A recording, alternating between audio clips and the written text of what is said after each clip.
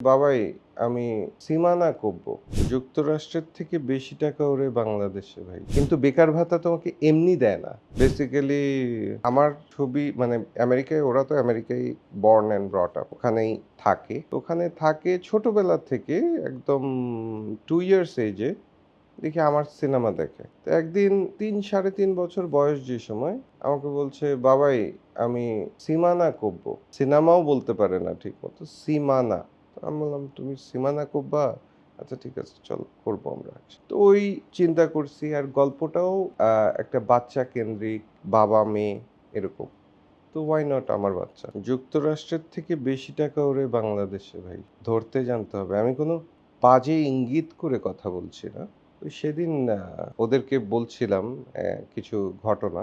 Those who are smart, those who doesn't think যে আমি বাংলাদেশে আছি, বাংলাদেশের সরকার আমার জন্য কি করছে, সরকার আমার জন্য কি করবে, এটা না ভেবে নিজেকে আহ, ওই মানে নিজে চিন্তা করেন কিভাবে আমি করতে পারবো। সরকার কোনো দেশেরই করে দেয় না, নিজে করতে হয়। হ্যাঁ, উন্নত দেশগুলোতে কি থাকে, বেকার ভাতা থাকে, কিন্তু বেকার ভাতা তোমাকে এমনি দেয় না।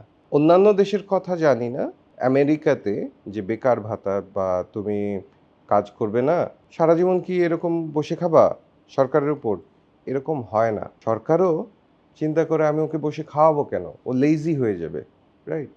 ওরা তখন চিন্তা করে তোমাকে আমি ট্রেনিং করাবো, তুমি কিসে ভালো সেই জিনিসে ট্রেনিং করো, আমরা তোমাকে চাকরি পেতে হেল্প করব।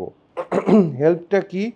তুমি সিভি জমা দিবা এবং আমাদেরকে মেল করে জানাবা যে তুমি জমা দিয়েছো, ওটার প্রুফ এভিডেন্স রাখবা। ইটস নট দ্যাট তুমি বসে বসে খাবা, তোমাকে 1-2 মাস হয়তো সাপোর্ট দেবে, বাট অন্য কিছু না। এটা উন্নত দেশেও আছে, আমাদের মতো গরিব দেশে এটা নেই।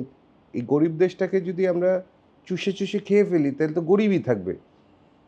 এটাকে সমৃদ্ধ করতে হবে আমাদের।